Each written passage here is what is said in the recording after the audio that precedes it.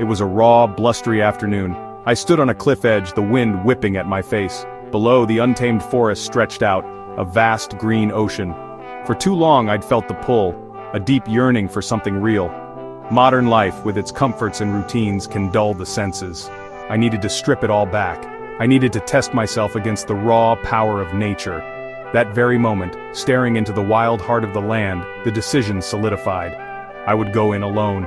3 days, just me in the wilderness. No safety net, no easy outs. It was a challenge, yes, but more than that, it was a calling. The idea wasn't born from recklessness. It was a calculated desire to reconnect with ancient skills, with the primal instincts that lie dormant within us all. The wild was calling and I had to answer. Preparation for a trip like this is everything. It's not just about what you pack, it's about what you pack into your mind. Weeks before I set foot in the wild, my physical training intensified. Long runs through difficult country, strength work to handle carrying essentials and building shelter, and acclimatizing to being uncomfortable. Your body needs to be a reliable machine. But even more crucial is the mental game. I spent hours visualizing scenarios, finding water, making fire in the wet, dealing with an unexpected injury. You have to build mental toughness, that refusal to quit when things get hard. My gear selection was ruthlessly minimalist. Every item had to serve multiple purposes. A good quality knife, that's non-negotiable. A ferro rod for fire, matches get wet, lighters run out of fuel, but a ferro rod works in almost any condition. A metal pot for boiling water and cooking. A basic water filter as a backup, a small lightweight tarp for emergency shelter, and a first aid kit of course. The more you know, the less you need. Preparation isn't just about packing a bag, it's about arming yourself with knowledge, physical readiness, and an unbreakable will to survive and succeed. This groundwork is the foundation upon which survival is built. Stepping into the wilderness proper, the silence was the first thing that hit me. Not a dead silence, but a living one, filled with the rustle of leaves, the distant call of a bird, the whisper of the wind through the trees. It was a world away from the constant hum of civilization. My senses immediately sharpened. My eyes scanned for tracks, for resources, for potential hazards. My ears tuned into every sound. The air felt cleaner, fresher. There was an initial thrill, a sense of freedom, but also a keen awareness of my solitude and the task ahead. The adventure had truly begun. The first major challenge was navigation. I had a general direction in mind, aiming for a river I'd identified on the map, but the terrain was dense and unforgiving. Thick undergrowth tore at my clothes and fallen trees blocked my path, forcing detours. It's easy to get disoriented in such an environment. I relied on the sun's position, natural landmarks, and the lay of the land to keep my bearings. Progress was slow, much slower than I'd anticipated. This is where patience becomes a virtue. Rushing leads to mistakes, and mistakes in the wild can be costly. Finding a reliable source of fresh water is always priority number one in any survival situation. You can go for weeks without food, but only a few days without water. Dehydration saps your strength, clouds your judgment, and can quickly become life-threatening. So, as soon as I'd established a temporary base on that first afternoon, my focus shifted entirely to water. I knew the river I was heading for was still some distance away, so I needed a more immediate solution for the first night and morning.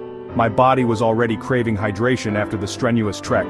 Luckily, after about 20 minutes of careful searching around my chosen campsite, I found a small, slow-moving stream, almost hidden by ferns and mossy rocks. The water looked clear, but you can never be too careful. Even the most pristine-looking water can harbor nasty bacteria or parasites that can incapacitate you. This small discovery felt like a massive victory, a vital lifeline secured. With water secured and nightfall approaching rapidly, building a decent shelter became the next critical task. A good shelter does more than just keep the rain off. It protects you from the wind, which can steal your body heat at an alarming rate. It provides a barrier against insects and curious wildlife. Crucially, it offers a sense of security and a place to rest and recover, which is vital for maintaining mental well-being. Without adequate shelter, a night in the wild can be miserable and even dangerous, leading to exposure or hypothermia, even in relatively mild conditions. I'd chosen my spot near the rocky outcrop, which offered a natural windbreak on one side. My plan was to build a simple lean-to shelter. This design is quick to construct and effective. I looked for sturdy, fallen branches to create the main frame. One long, strong branch propped against the rock face formed the ridge pole. Then, I leaned shorter branches against it, creating a sloping roof and one angled wall. By the morning of day 2, my body was telling me it needed fuel. While water and shelter are the immediate priorities for survival, food provides the energy needed for sustained effort and clear thinking. In a 3-day scenario, you're not likely to starve, but finding even small amounts of food can make a huge difference to your morale and physical performance. My plan wasn't to hunt big game. That takes too much energy and specialist equipment for a short trip. Instead, I focused on what nature readily provides, edible plants and maybe some insects if I could find them. My first foray for food involved carefully scanning the vegetation around my camp and along the stream. Knowledge of edible plants is crucial here. Misidentify something and you could make yourself seriously ill. I was looking for familiar, safe options. I found some young dandelion leaves which are perfectly edible and quite nutritious, though a little bitter. I also spotted some wood sorrel with its distinctive clover-like leaves and tangy, lemony taste.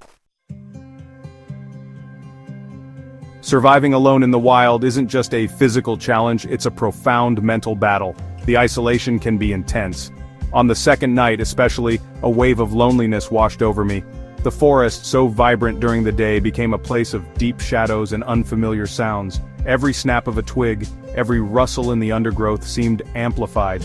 It's easy for the imagination to run wild, for doubts to creep in. What if something goes wrong? Am I really up to this? These thoughts are natural, but you can't let them take root.